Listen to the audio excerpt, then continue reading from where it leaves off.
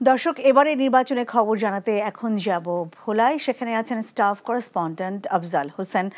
আফজাল, ভোটের সার্বিক চিত্র সম্পর্কে আপনার কাছ থেকে জানতে চাই।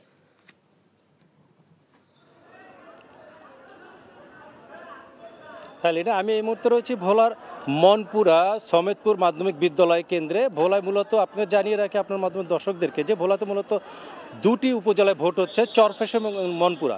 এটার ভিতরে মনপুরার ভোটটি খুবই গুরুত্বপূর্ণ, কারণ এখানে দুইজন হেভিওয়েট প্রার্থী তারা প্রতিদ্বন্দ্বিতা করছে। আমরা সকাল থেকে এসে দেখেছি ভোটারদের উপস্থিতি বেশ ভালোই রয়েছে। তবে যে বিষয়টি সেটা হচ্ছে যে পরিস্থিতি, বাইরের পরিবেশটা খুবই খারাপ।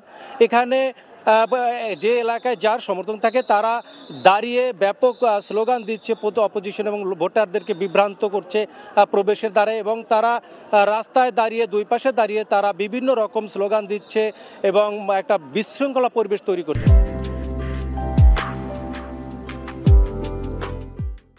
আরেকটি বিষয় হচ্ছে, আমি আসার আগে আমি এটা যেখানে দেখেছি সেটি হচ্ছে যে এখানে আইন শৃঙ্খলা যে বাহিনী তাদের উপস্থিতি আমি তেমন একটা দেখিনি, এবং কিছুক্ষণ আগে ম্যাজিস্ট্রেট এসেছেন এবং তিনি এসে মোটামুটি পরিষ্কার করেছেন। এবং আমি এখানকার যে পুরুষ যে কেন্দ্র রয়েছে আমার ডান পাশে, আমি সেই কেন্দ্রে প্রবেশ করার সাথে সাথে আমি যেটি দেখেছি যে টেবিলের উপরে সিল দিচ্ছিল প্রকাশ্যে। তো আমাকে দেখার পরে অ্যাসিস্ট্যান্ট প্রিজাইডিং পুলিং তাদেরকে রিকোয়েস্ট করছে যে আপনারা ভিতরে গিয়ে আপনারা সিল দিয়ে তারপরে বাক্সে ব্যালটটা ফেলুন। তো এই হচ্ছে এখানকার একটা পরিস্থিতি। তো সার্বিক পরিস্থিতি হচ্ছে ভোটারদের উৎসব আনন্দ অনেক বেশি, উপস্থিতি বেশি।